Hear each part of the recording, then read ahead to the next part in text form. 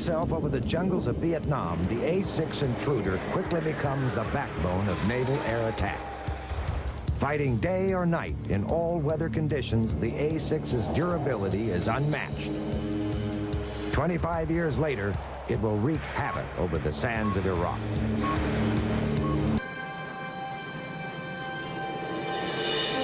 Over 30 years ago, emerged one of the greatest airplanes ever to be deployed from an American aircraft carrier, the A-6 Intruder. Primary mission is day The planes are given final preparations as the rescue helicopter is launched. All day, it will hover next to the ship, wait to power out of his predicament, or to leave his multi-million-dollar aircraft behind in a life-saving ejection. Upon landing, he must guide his aircraft on a precise descent to safety, to high flames. Like all naval aviators, the men of Attack Squadron 34 come crashing over the 60-foot bow.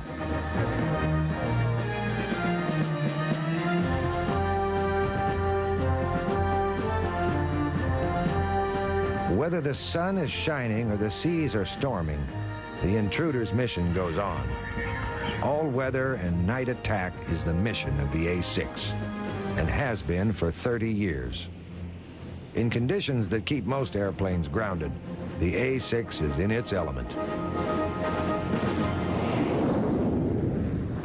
The Naval Air Station at Oceana, near Virginia Beach, is the home of the Navy's attack wing for the eastern United States. In February 1963, the training squadron VA-42 became the first Navy squadron to receive intruders. At the time, the plane brandished state-of-the-art electronics, representing the future of naval air warfare. However, that was over 3 decades ago. Now the rugged workhorse of the U.S. Navy faces the twilight of its service career. The fact that the Intruder has lasted as long as it has is a surprise, even to those who flew it in its early stages. Although a lengthy service career may please designers by being a vindication of their ideas, for the Top Gun generation, being assigned to fly an old plane is not exactly flattering. Lieutenant Pete Rasnick explains. When I first started flying the A, I was disappointed initially before I flew the airplane because I saw these Tomcats taking off. I quickly, though,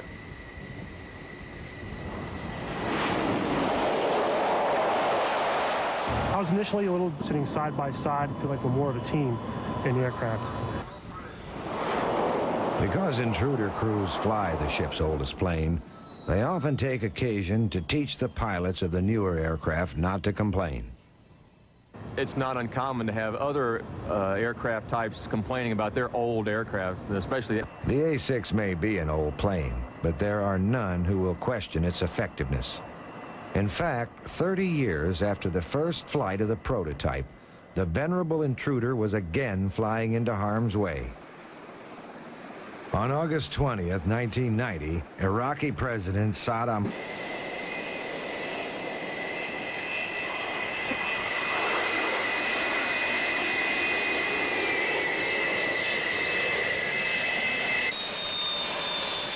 For the U.S. Navy, conflict in the Persian Gulf was nothing new. Throughout the long war between Iran and Iraq, U.S. naval forces were deployed to provide safe passage for oil tankers. Therefore, at the beginning of Desert Shield, much of the U.S. Navy was already poised to strike.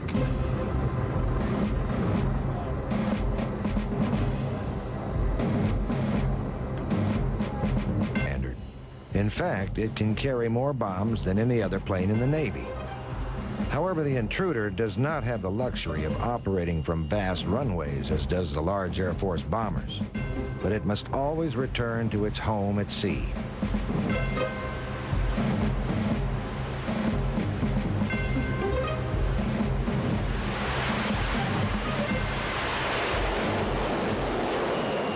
When January 15th arrived with no sign of capitulation on the part of the Iraqi army, President George Bush wasted no time in making good on his promise. Airstrikes began immediately, and the Intruders aboard the USS Roosevelt were among the first to be called into action. Intruder pilot Lieutenant Pete Rasnick flew in the early days of the war. It was a gorgeous day morning. I remember rolling in on the target and just thinking to myself, and all hell's breaking loose on the ground with AAA. I remember my Bean and I looked at each other after we had about an hour's worth of silence on the way back to the boat. We were both white as ghosts.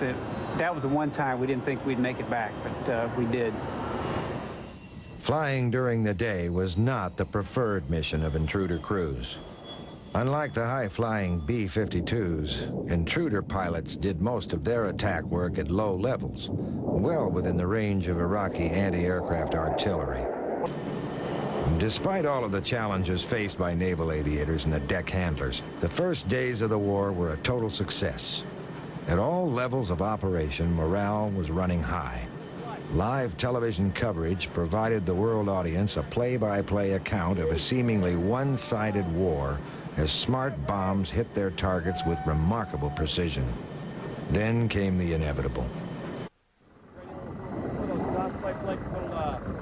Fear of being shot down is paramount on the minds of all aviators flying into harm's way. But for the naval aviator, it is only one of many uncertainties. Their ever-moving airstrip can itself be a more difficult target than any Iraqi bridge or Scud bunker.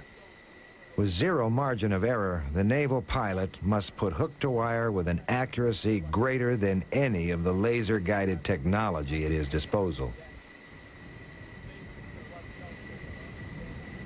The war in the Gulf was the first combat experience for most of the men who fly the A-6 Intruder. However, combat is nothing new for the aircraft itself. In fact, a quarter century before the outbreak of the war in Iraq, naval pilots of an older generation were flying the Intruder over a dangerous land far from home. In June of 1965, the USS Independence was making its way around Cape Horn through the Indian Aboard here.